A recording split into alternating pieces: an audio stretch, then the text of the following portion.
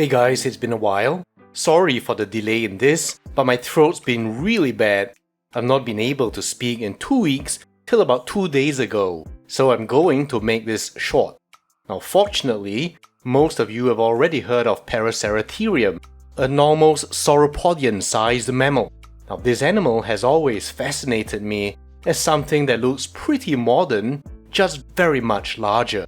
And I was so delighted to finally see it on screen in Walking with Beasts. And of course, 5 years ago, we had the massive Paraceratherium from iToy.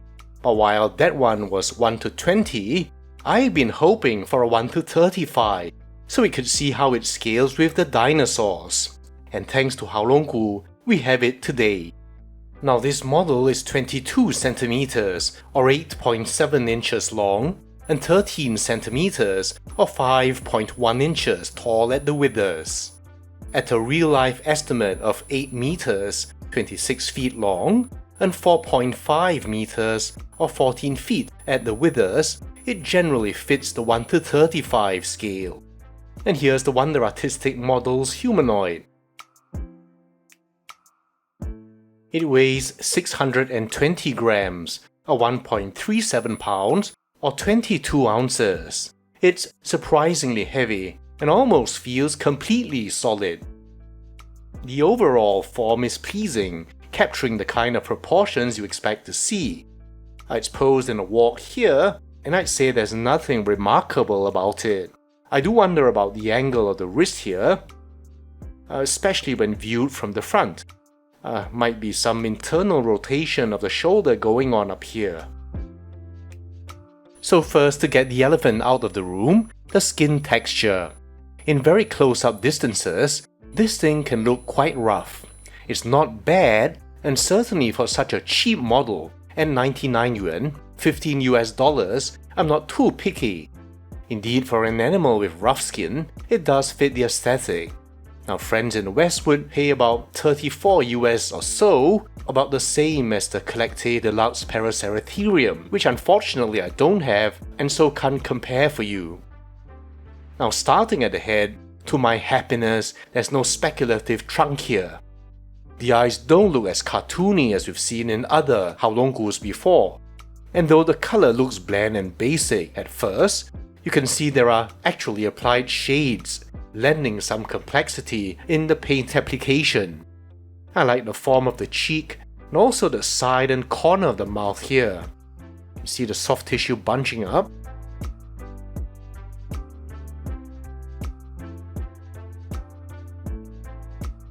And from the front, you see the broad muzzle and the flared nostrils, which look pretty convincing, and I'm liking the fine wrinkling across the rostrum, giving it a tough, leathery texture. And from above, you can see that detail as well. And though there's a visible midline seam, it's not so noticeable at normal viewing distances. And delightfully, you'll see some good detail in the ears, both on the outside and on the inside. Here we have the neck, and I really like how it's done, thick with muscle and with some of the underlying musculature visible.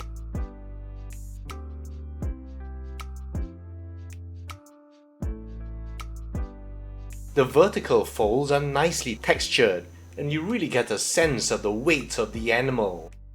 Again, if you look closely, it's not just a flat color. There are layers of complexity to this.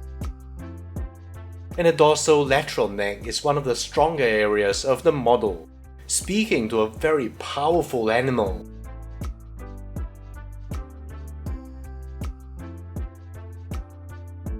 Now tracking down, and especially in the shoulder area, that's where the detail looks a bit rougher. There are deep folds radiating over the joint with rough rhino-like tubercles breaking up the surface. The texture is fitting because Paraceratherium was a giant, hornless rhinoceratoid.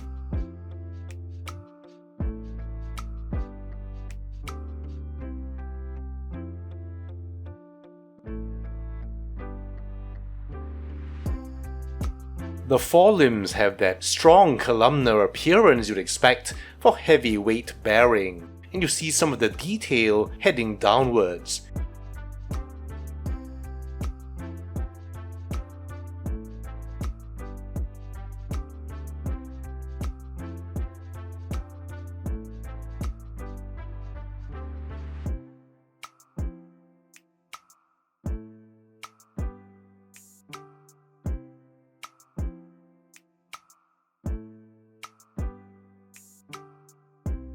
The dark hooves are nicely picked out, and the three-toed forefoot reinforces its rhinoceratoid identity, instead of on some models where they're made too elephantine.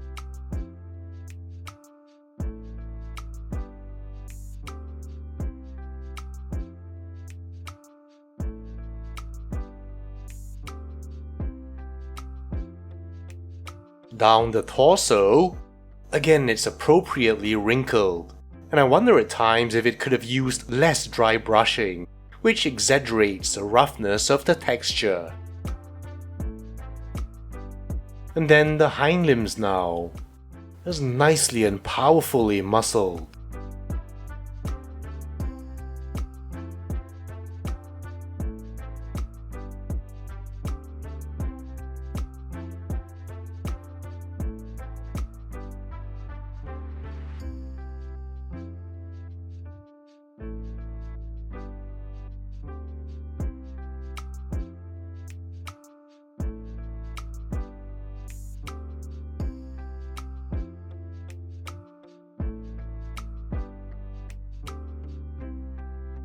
And finally the tail, with the texture reminiscent of the extant rhinos.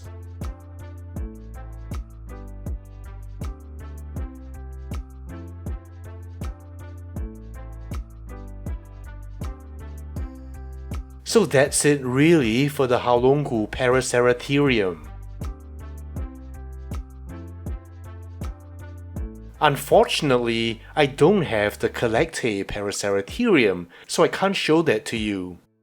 What I do have is this iToy 1-20, which I reviewed about 5 years ago.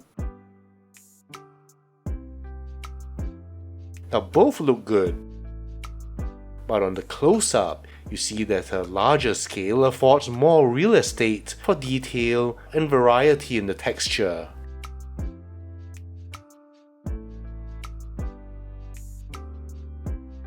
The next thing to compare it with would be the 1-35 Haolonggood Coelodonta.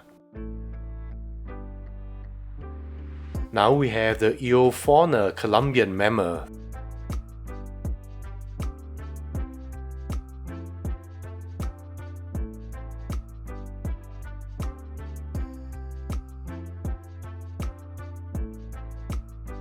The Eofauna Dinotherium.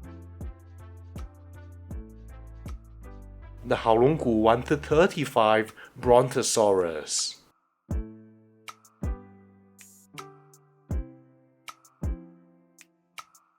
The Haolonggood 1-35 Mamensiosaurus. Now obviously, the overall volume is more, but you can see the torso itself doesn't overshadow the Paraceratheriums as much as you'd think. Larger now are the Titanosaurians. Now first, the Haolonggood Dreadnoughtus, while very much larger, somehow doesn't outmatch it as much as you might imagine it would compared to a mammal. And it's really getting to the largest Titanosaurians, such as the Alamosaurus, that the Paraceratherium is very much humbled.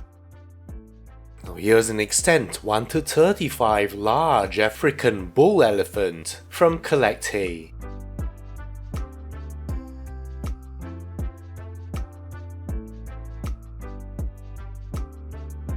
To finish off, we have the PNSO Wilson T-Rex and the Cameron T-Rex. So that's it for the Haolonggood Paraceratherium. I'm happy to finally have one in 1-35. There's of course the upcoming 1-35 Eofauna, which looks to be a more refined sculpt, but it'll have a price tag which befits that quality. Meanwhile, this 1-35 is very welcome.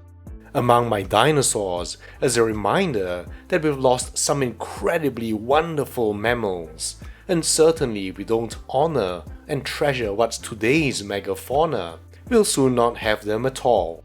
Let me know what you think, and I'll see you in the next video.